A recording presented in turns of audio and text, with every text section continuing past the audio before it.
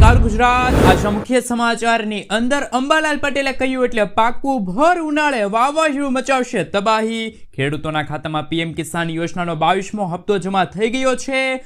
ગામડામાં રહેતા લોકો માટે સૌથી ખરાબ સમાચાર, 45 દિવસ પછી મળશે ગેસ સિલિન્ડર। ગુજરાત સરકારનો સૌથી મોટો નિર્ણય, ટેકાના ભાવે ઘઉંની સીધી ખરીદી શરૂ।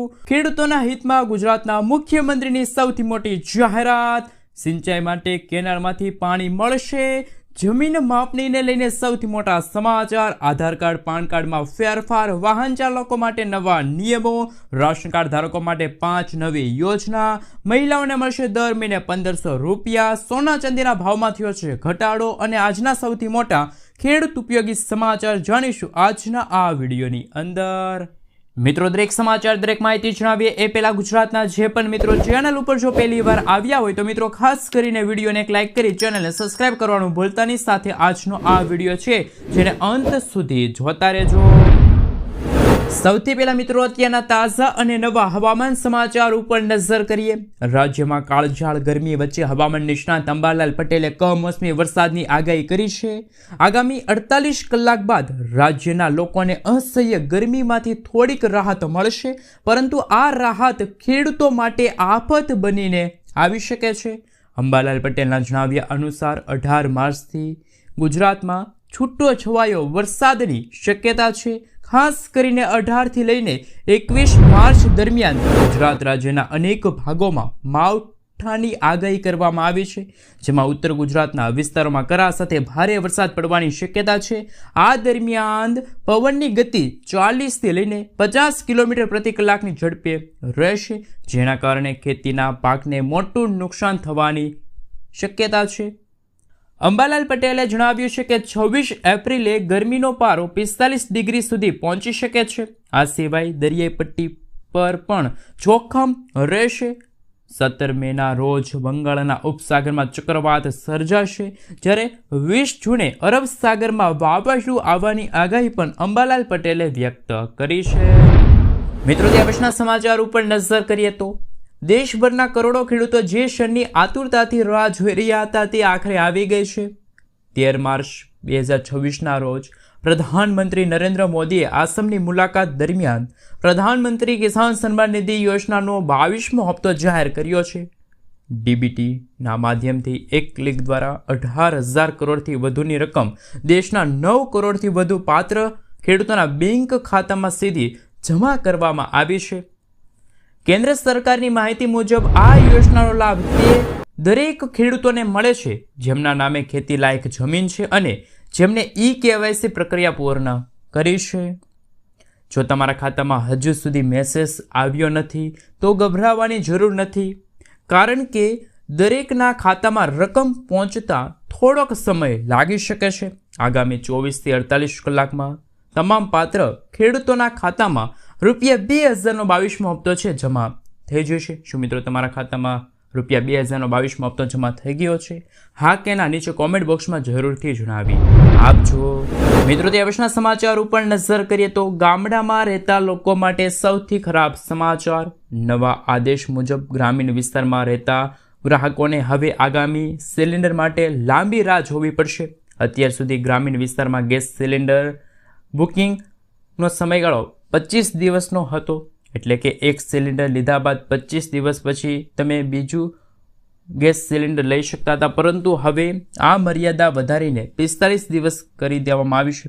સરકારના આ નિર્ણયનો સીધો અર્થ એ થયો છે કે ગામડામાં લોકોને હવે એક સિલિન્ડરથી 1.5 મહિનો ચલાવવા પડશે, ત્યારબાદ જ તેમને નવું બુકિંગ કરાવી શકે છે। તો મિત્રો, ગામડામાં રહેતા જે લોકો છે એમના માટે સૌથી ખરાબ સમાચાર સામે આવી રહ્યા છે। મિત્રો, ત્યાં પછીના સમાચાર ઉપર નજર કરીએ તો ગુજરાત સરકારનો મોટો નિર્ણય।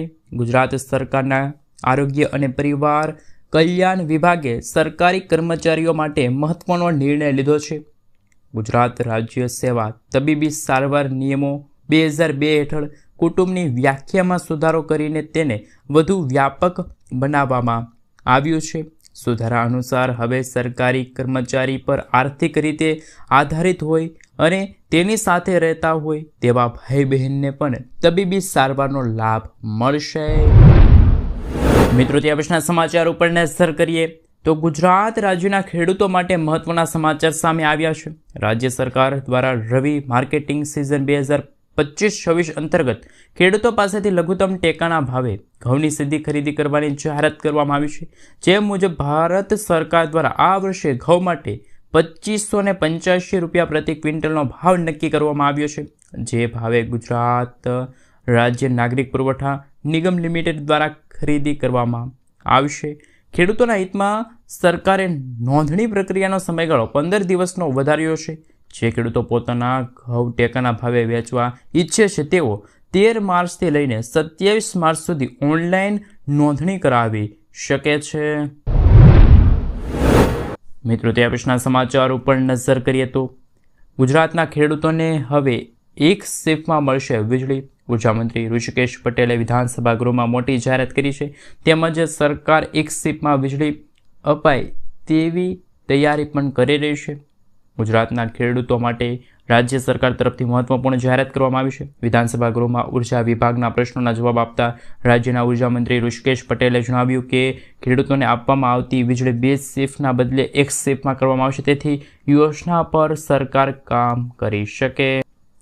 મિત્રો ત્યાર પછીના સમાચાર ઉપર નજર કરીએ તો હવે ખેડૂતોને જમીન માપણીની ભૂલો સુધારવા ધક્કા ખાવા નહીં પડે. સરકારનો મોટો નિર્ણય. ગુજરાતના મુખ્યમંત્રી ભૂપેન્દ્ર પટેલે ગુજરાતના ખેડૂતોના હિતમાં એક ક્રાંતિકારી સૌથી મોટો નિર્ણય લીધો છે. હવે જમીન માપણીની ભૂલો સુધારવા માટે ખેડૂતોએ કચેરીઓમાં ધક્કા ખાવાની જરૂર નથી. રાજ્ય સરકાર દ્વારા હવે સમગ્ર ગુજરાતમાં ભૂમિ સીમાકરણ નામની એક યોજના પદ્ધતિ અમલમાં મૂકી છે. આ નવી સિસ્ટમથી જમીન માપણીની ક્ષતિઓનો ઉકેલ ઝડપથી અને પારદર્શક રીતે આવશે. પ્રમોલેશન પ્રક્રિયા પૂર્ણ કર્યા પછી જે ગામોમાં ભૂલો રહી ગઈ છે તેઓ આ નિર્ણય આશીર્વાદરૂપ બનશે. આનાથી ખેડૂતોની વાંધા અરજીઓનો નિકાલ હવે ખૂબ જ તાત્કાલિક આવશે. દરેક જિલ્લામાં કલેક્ટરના નેતૃત્વ હેઠળ ભૂમિ સીમાકરણ સમિતિની રચના કરવાનો આદેશ અપાયો. આ સમિતિ જિલ્લા સ્તરે જમીનની માપણી અને ક્ષતિઓ સુધારવાની કામગીરી સંભાળશે. મિત્રો ત્યાં પછીના સમાચાર ઉપર નજર કરીએ તો સૌથી મોટા સમાચાર સામે આવી રહ્યા છે. ખેડૂતોને સિંચાઈ માટે કેનાલમાંથી પાણી અપાશે. રવિ સિઝનમાં ખેડૂતોના હિતમાં ગુજરાતના મુખ્યમંત્રીનો સૌથી મોટો નિર્ણય. રાજ્યના ખેડૂતોના હિતમાં રવિ સિઝનના સિંચાઈ માટે મુખ્યમંત્રી ભૂપેન્દ્ર પટેલના મહત્વના નિર્ણય અનુસાર જળ સંપત્તિ મંત્રી અશ્વિનસિંહે જણાવ્યું હતું કે આગામી 30 એપ્રિલ 2026 સુધી સિંચાઈ માટે જળ સંપત્તિ હેઠળ આવતી કેનલમાંથી પાણી ચાલુ રાખવામાં આવશે.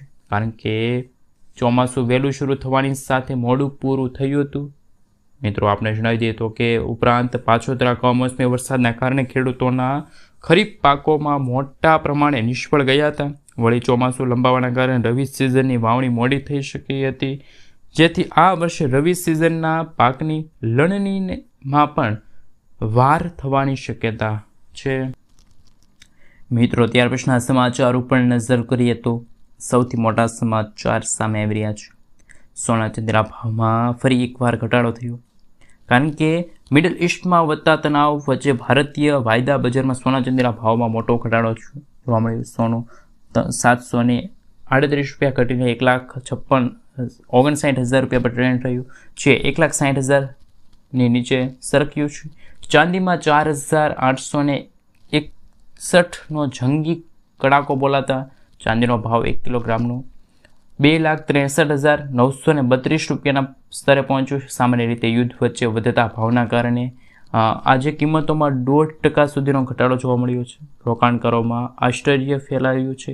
બજારમાં ભારે અસ્થિરતા પણ માહોલ જોવા મળી રહ્યો છે. મિત્રો ત્યાર પછીના સમાચાર ઉપર નજર કરીએ તો સૌથી મોટા સમાચાર સામે આવી રહ્યા છે. આધાર કાર્ડ પાન કાર્ડમાં ફેરફારો. ભારતમાં હવે મોટા ભાગના સરકારી અને નાગરિકોના કામો માટે પાન કાર્ડ અને આધાર કાર્ડનું લિંક હોવું અનિવાર્ય છે. જો બંને કાર્ડમાં નામ જન્મ તારીખ અલગ હશે તો ઘણા કામો અટકી શકે છે. જેમ કે ITR ફાઇલિંગ છે, બેંક એકાઉન્ટ ખોલાવવાનું હોય કે લોન પ્રોસેસિંગ હોય અને EPFOમાંથી પૈસા ઉપાડવા છે. પાન કાર્ડ આધાર કાર્ડમાં વિગતો અલગ કેમ હોય છે? નામનું અલગ ફોર્મેટ, જેમ કે આધાર કાર્ડમાં કુમાર અનિલ વર્મા હોય તો પાન કાર્ડમાં અનિલ કુમાર વર્મા હોય. જન્મ તારીખ કે પછી લિંકમાં તફાવત સામાન્ય રીતે જોડણીની ભૂલો રહેતી હોય છે. જો મિત્રો આધાર કાર્ડ અને પાન કાર્ડમાં તમે સુધારા વધારા નહીં કરો તો આવનારા દિવસોમાં તમારે ભારે હાલાકી ભોગવવાનો પણ વારો આવી શકે છે. મિત્રો ત્યાર પછીના સમાચાર ઉપર નજર કરીએ તો મહિલાઓને સરકાર તરફથી મળશે 2 લાખ રૂપિયા સુધી લોન. ગરીબી રેખા નીચે જીવન ગુજારતી વિચરિત અને વિમુક્તિ જાતિની મહિલાઓ માટે સરકાર દ્વારા ન્યૂ સ્વનિપ યોજના શરૂ કરવામાં આવી છે. આ યોજના હેઠળ મહિલાઓને 2 લાખ રૂપિયા સુધી લોન મળે છે, જેનો વ્યાજ દર વાર્ષિક 5 લાખ રૂપિયાનો રહેશે. આ માટે 21 થી 50 વર્ષની વય ધરાવતી જે મહિલાઓ છે, કુટુંબની વાર્ષિક આવકની મર્યાદા 3 લાખ રૂપિયા સુધીની રહેશે. અરજદાર લોન મેળવવા માટે યોગ્ય જામીન આપવાના રહેશે. આ લોનની ભરપાઈ માટે 60 સમાન હપ્તા કરવામાં આવ્યા છે. મિત્રો ત્યાર પછીના સમાચાર ઉપર નજર કરીએ તો સૌથી મોટા સમાચાર સામે આવ્યા. મહિલાઓ માટે સૌથી મોટી જાહેરાત થઈ ગઈ છે, કારણ કે આંતરરાષ્ટ્રીય મહિલાના દિવસે પંજાબ સરકારે એક ઐતિહાસિક નિર્ણય લીધો છે. પંજાબના મુખ્યમંત્રી ભગવત માનની આગેવાની હેઠળ મુખ્યમંત્રી માવાધ્યાન સત્કાર યોજના શરૂ કરવામાં આવી છે અને આ યોજના હેઠળ 18 વર્ષની ઉંમરની દરેક પાત્રતા ધરાવતી મહિલાઓને 1000 રૂપિયાની આર્થિક સહાય આપવામાં આવશે, જ્યારે અનુસૂચિત જાતિની મહિલાઓને દર મહિને 1500 રૂપિયાની જાહેરાત કરવામાં આવી છે. મિત્રો ત્યાર પછીના સમાચાર ઉપર નજર કરીએ તો સૌથી મોટા સમાચાર સામે આવી રહ્યા છે. એમના વિશે જો વાત કરીએ તો ગર્ભવતી મહિલાઓને મળશે હવે 11,000 રૂપિયાની સહાય. જો તમારા પરિવારમાં કોઈ પણ મહિલા ગર્ભવતી છે તો તમે હજુ સુધી સરકાર તરફથી કલ્યાણકારી યોજનાની અજાણ છો તો મોટી આર્થિક મદદ ગુમાવી શકો છો. પ્રધાનમંત્રી નરેન્દ્ર મોદી દ્વારા ચલાવવામાં આવતી પ્રધાનમંત્રી માતૃ વંદના યોજના દેશની લાખો મહિલાઓ માટે આશીર્વાદ સમાન છે. આ યોજના અંતર્ગત મહિલાઓને 11,000 રૂપિયા સુધીની સીધી સહાય તેમના બેંક ખાતામાં ટ્રાન્સફર કરવામાં આવશે. મિત્રો ત્યાર પછીના સમાચાર ઉપર નજર કરીએ તો મોટા સમાચાર સામે આવ્યા. પીએમ કુસુમ યોજના વિશે વાત કરીએ તો જો તમે ખેતીની સાથે ઉર્જા બચાવવા અને વધારાના પૈસા કમાવા માંગો છો તો આ સમાચાર તમારા માટે છે. આ યોજના સંપૂર્ણ વિશે વાત કરીએ તો આ યોજના હેઠળ ખેડૂતોને સોલાર પંપ અને સોલાર સિસ્ટમ પર 60% સુધીની સરકારની સહાય મળશે. 30% સુધી બેંક લોન ઉપલબ્ધ છે.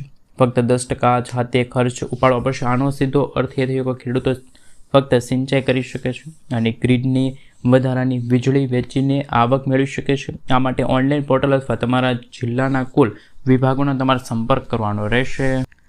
મિત્રો ત્યાર પછીના સમાચાર ઉપર નજર કરીએ તો રાશન કાર્ડ ધારકો માટે કેન્દ્ર સરકારની 5 સૌથી મોટી જાહેરાત. જેમાં સૌથી મોટી જાહેરાત વિશે વાત કરીએ તો અન્નપૂર્ણા યોજના, જેમાં આ યોજના માટે પાત્રતા ધરાવતા રાશન કાર્ડ ધારકોને પેન્શન ન મેળવતા વૃદ્ધોને દર મહિને 10 કિલો મફત અનાજ આપવામાં આવશે. ત્યાર પછીની યોજના છે રાષ્ટ્રીય કુટુંબ લાભ યોજના NFBS. જો BPL પરિવારના જે લોકો છે કે જેમની ઉંમર 18 થી લઈને 59 વર્ષ છે, કમાતા સભ્યનું અવસાન થયું હોય તો પરિવારને 20,000 રૂપિયા એકસાથે સહાય મળશે.